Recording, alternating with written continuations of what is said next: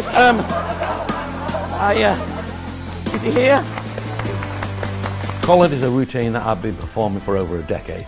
It's funny, it's memorable, and it involves the audience. You get all of the gimmicks you need, and they've been redesigned to make the trick easier and better than ever. Collared 2 is easy. You can perform it in cabaret or stage, and most of all, it's fun to do. I could talk about Collared 2 all day long, but the best way for you to know what a great routine it is to watch a performance. Have a look at this. Oh! Thank you.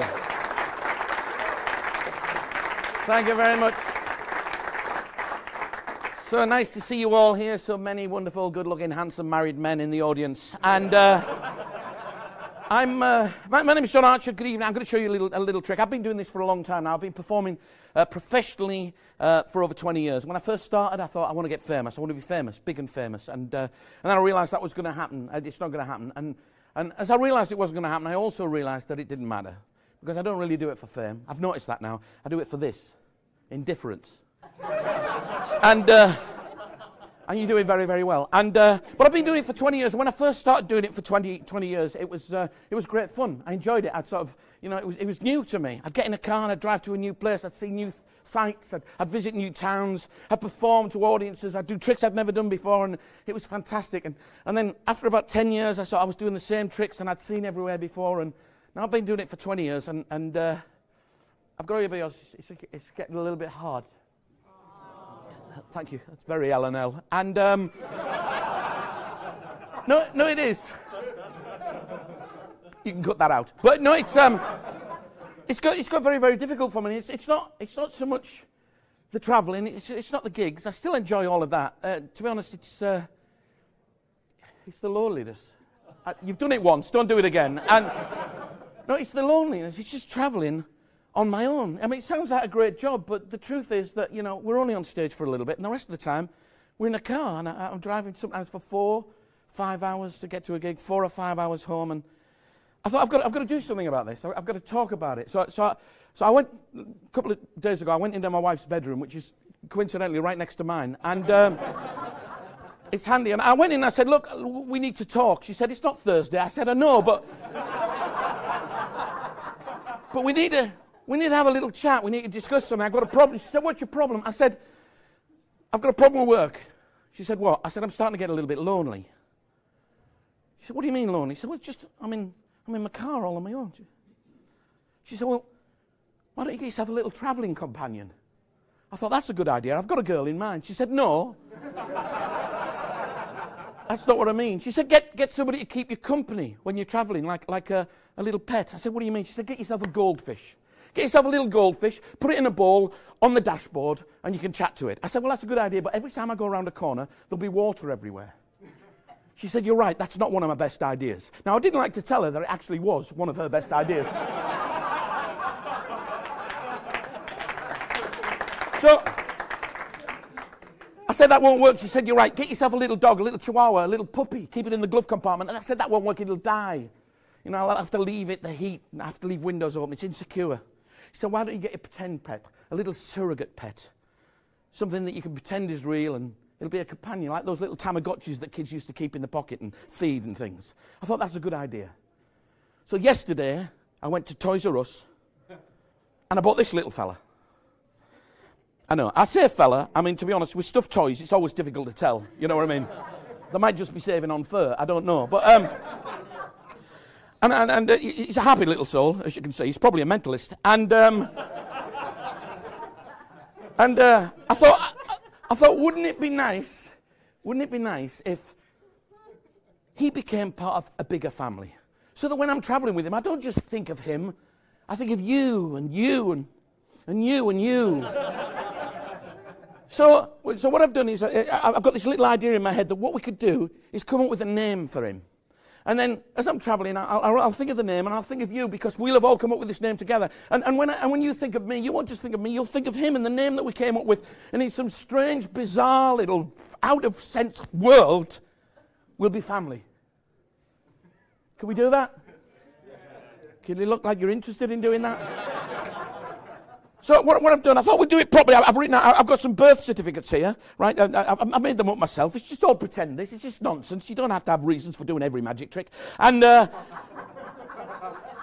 it's from the Virtual Pet Society, you see. And I thought what we'll do is we'll come up with a little name for the dog here, and then we'll get somebody up to name the dog, and we'll have like a proper little ceremony, so it feels right. Now remember, do you mind just sort of patronising me with that for a little bit? Is that all right?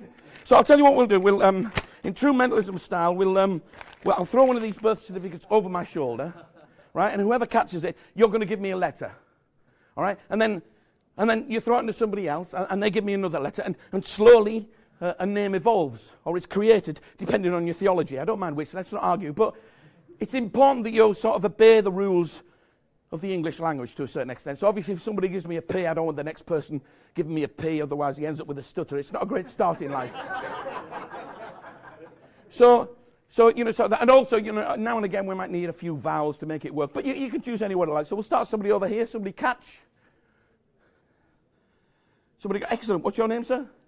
Matt, excellent. Matt, you're going to give me the first letter of this little fella's name. First letter. Now, what do you want the first letter to be? It can be anything at all. D. D. Excellent.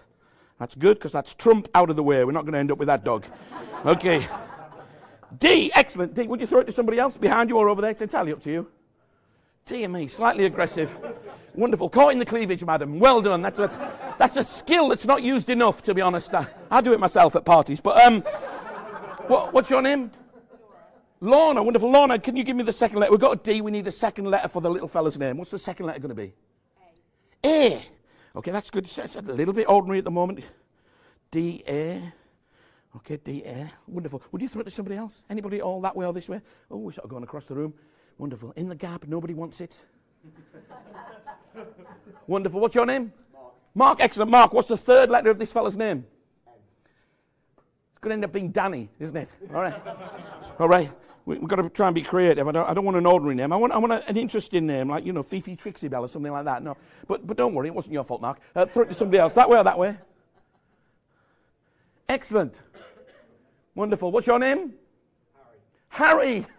Oh, parents should have used this method for you, to be honest. You'd have had a slightly more exciting name, wouldn't you, Harry? So, Harry, we've got D-A-N. What do you want the fourth letter to be? Be creative. What do you want the fourth letter of the name to be? Dana. D-A-N.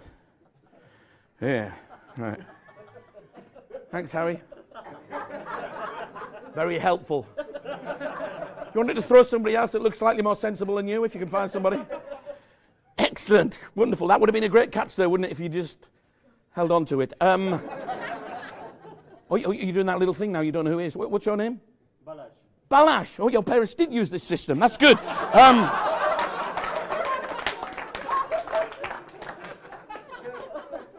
Balash. You sounded like an accident in a little Middle Eastern airport. Balash, what do you want the fifth letter to be of this name? We've got D-A-N-A. What do you want the next? It can be the last letter, in fact. What do you want it to be? L. Danal. Sorry. Danal.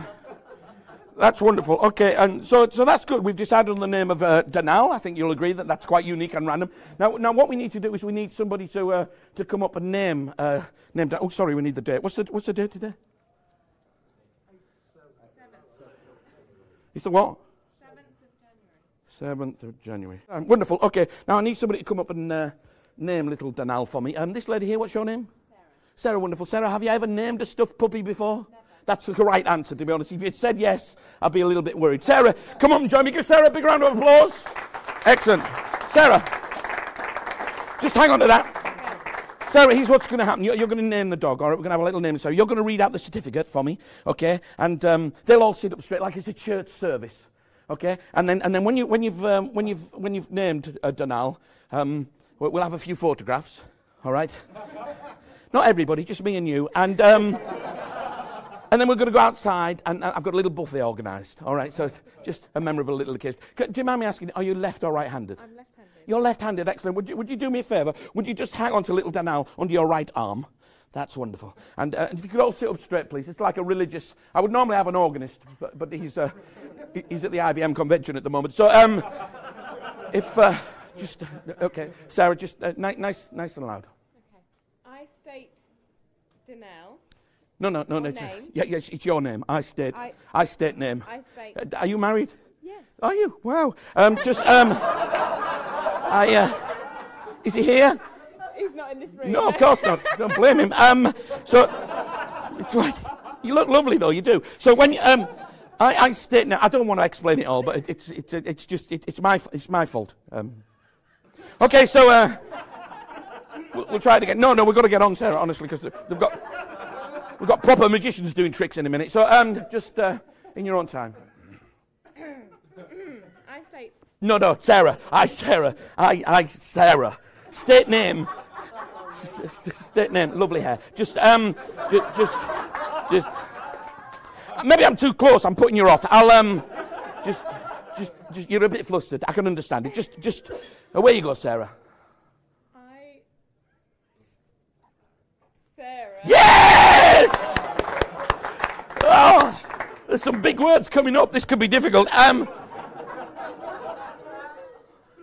State of sound mind and body. Hereby. Yes. Declare that on this date, the 7th of January. Yes, that's it today. Yes, I wrote that. 2017. Yes. This cute stuffed puppy is officially and legally named Danelle. Thank you.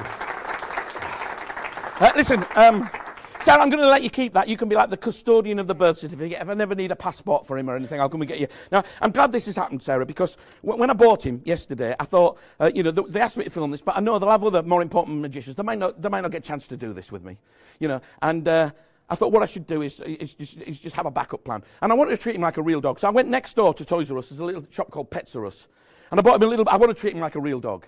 So I got him a little bowl for his food, a little bowl for his water, a lead and a collar, because I want to take him for walks, obviously. It'd be a drag, but I'll do it. So, it'd be a drag. And I bought all that stuff. And when you bought a lead and collar, you'll never believe this, Sarah. When you bought a lead and collar, try and look excited. When you bought a lead and collar, you got a free name tag with free engraving. And I thought, what happens if we don't get a chance to do this tonight and he won't have a name? So I just got a random name inscribed upon that collar. Most people are ahead of me now, but you're not, are you? Sarah, would you read in a nice loud voice, what's the name that's inscribed on there? Danelle! Thank you very much. Give Sarah a big round of applause, ladies and gentlemen. Thank you, Sarah. You can have that. Thank you.